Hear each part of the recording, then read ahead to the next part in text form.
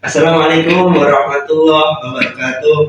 Sebelumnya perkenalkan terlebih dahulu, nama saya Fitrul Zilmi dan rekan saya Rizka Amalia.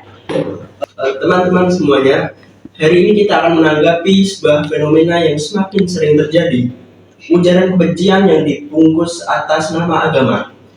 Video yang akan kita bahas memperlihatkan bagaimana ajaran yang seharusnya membawa kedamaian justru dijadikan alat untuk menyulut sebuah perusuhan. Kita hidup di negeri yang majemuk ini, yang kaya akan perbedaan, tapi ketika seseorang menyebarkan kebencian, mencela tokoh agama, atau mengklaim kebenaran mutlak sambil merendahkan orang lain, disitulah batas yang harus kita tarik.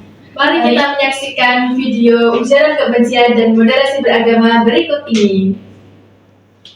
Saya kemarin lihat ada yang viral-viral tuh ngoreksi bacaannya Habib Umar. Hati-hati tuh ya, jangan nggak sopan tuh. Beliau itu ahli hadis ya, ahli Quran, cucu Nabi. Ilmunya banyak, jauh dengan saya tuh. Bismillahirrahmanirrahim. Ya, jauh sekali. Orang belum berilmu, belum sampai, jangan ngoreksi yang sudah berilmu. Ya. Iyyaka na'budu wa iyyaka nasta'in. Kanastain. Iyyaka na'budu wa iyyaka nasta'in. Coba kita ulang. Kanastain katanya. Wa iyyaka nasta'in. Apa saya yang salah dengar? Coba dengar lagi ya. Iyyaka na'budu wa iyyaka nasta'in. Iyyaka na'budu wa iyyaka nasta'in. Bagaimana menurut kalian? Iyyaka na'budu wa iyyaka nasta'in. Bener gak? Bener kan wali ini. Pokoknya wali harus bener. Orang yang Fatihahnya tidak sahih kok ngotot jadi imam, dosa. Bacaan Fatihahnya salah, nek suratnya salah titik-titik sah. Tapi nek Fatihah gak bener, ya tidak salah.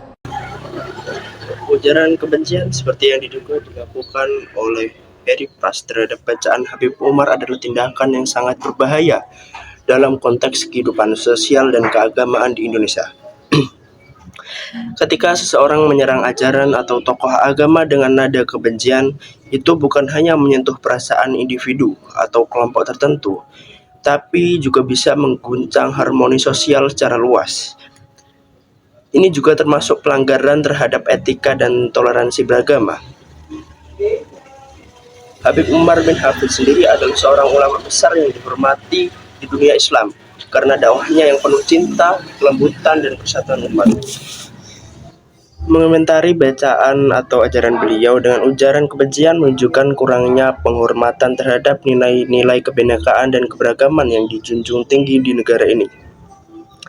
Ujaran semacam itu bisa memicu reaksi keras dari para pengikut Habib Umar atau komunitas muslim secara umum. Ini bisa mengarahkan kepada konflik, saling hina di media sosial, bahkan kekerasan jika tidak segera diredam. Ketika tokoh-tokoh agama dijadikan sasaran kebencian, masyarakat bisa terbelah. Satu pihak mungkin merasa diserang, sementara pihak lain merasa dibenarkan untuk ikut menyebarkan kebencian ini. Ini menciptakan lingkungan yang subur bagi penyebaran intoleransi dan ekstremisme. Ujaran kebencian melemahkan rasa saling percaya antar warga. Dalam masyarakat yang plural ini, sangat berbahaya karena bisa memperlebar jurang perbedaan agama, suku, atau kelompok sosial. Bila ujaran semacam itu tersebar luas tanpa penyaringan, publik bisa kehilangan kepercayaan terhadap platform digital sebagai ruang diskusi sehat. Masyarakat yang tersinggung mungkin akan menempuh jalur hukum yang kemudian bisa menjadi preseden penting tentang pentingnya regulasi ujaran kebencian dan tanggung jawab individu dalam berkomunikasi. Kita tidak boleh mengkafirkan umatnya Nabi berdasar dawai Nabi. Karena apa? Itu yang tidak diinginkan Nabi. Nabi itu inginnya yang di luar itu masuk, bukan yang sudah di dalam dikeluarkan. Itu kata beliau, ulaikal ladzina yuriduna ayyahulu bainan nabi wa baina ummati. Orang-orang yang tidak mentasrek ziarah pada Nabi adalah orang-orang yang ingin memisahkan Nabi dengan, dan begitu kias berikutnya, orang-orang yang sidik-sidik muni ini kafir, ini sudah enggak benar, ini la yurja khairuhu, itu orang-orang yang memisahkan. Dan lucunya berdasar dawai Nabi. Makanya semua kalau sampai ngaji Mizan Kubro, ini kitab yang sering dikutip Bali Maksum, ketika Nabi ngintikan laisa minna man ghasyana, Laisa minna man latamal hudud wa syaqqal juyub wa da'a bid'awal jahiliyah. Laisa minna min tilkal khoslah. Semua ulama mentafsiri laisa minna fi tilkal khoslah, bahwa dalam hal itu Islam tidak bertanggung jawab. Masa menipu berdasar dibolehkan Islam, kan tidak mungkin. Semua perilaku yang salah disebut Nabi laisa minna fi tilkal khoslah, bukan laisa minna fayakunu huwa kafirun. Tidak ada satu ulama yang mengatakan laisa minna berarti orang ini kalau menipu sudah kafir. Ketika dosa ya sak dunya kafir kabeh. Siapa nggak pernah menipu? Sekedar pernah. Siapa nggak sering menipu? Bahkan hobi kadang ya rezekinya dari nipu. Nah itu kalau betul maknanya laisa minna terus kafir, semua orang di dunia kafir. Karena siapa sih yang selain Nabi yang nggak, selain Nabi kan nggak mungkin apa maksum. Nggak mungkin kita memisahkan umatnya Nabi dengan kanjeng Nabi berdasar dawuh kanjeng Nabi. Karena Nabi adalah berstatus bil mu'minina raufur rahim. Dari video tadi dapat saya simpulkan yaitu bahwa mudaris agama adalah sikap wasatiyah yang mengambil jalan tengah dan menghindari dari sikap ekstrem. Lalu termasuk menghindari untuk mengkafirkan sesama umat muslim tanpa dasar yang jelas. Larangan mengkafirkan umat Nabi bertujuan untuk menjaga persatuan, saling menghormati sesama umat Islam, dan mencegah konflik internal. Sikap ini mencerminkan nilai toleransi dan keadilan dalam Islam sehingga dapat hidup rukun dan damai sesuai ajaran Nabi Muhammad.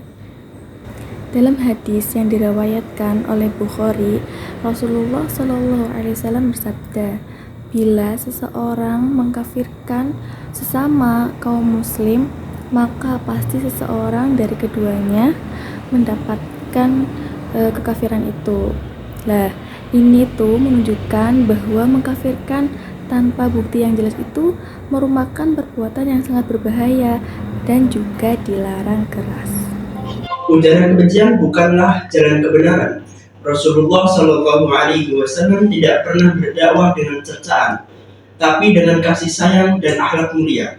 Jika kita ingin menjadi pembawa risalah Islam, maka kita harus meneladani beliau, bukan mencaci orang lain atas nama agama. Moderasi beragama bukan berarti melemah, tapi justru menjaga agar ajaran agama ini tetap rahmatan lil alamin bagi seluruh alam. Mari kita saling mengingatkan, saling menyejukkan, dan saling mempererat tali silaturahmi. Terima kasih sudah menonton. Jangan lupa tinggalkan komentar bijak dan mari kita sebarkan pesan damai, bukan kebencian. Wassalamualaikum warahmatullahi wabarakatuh.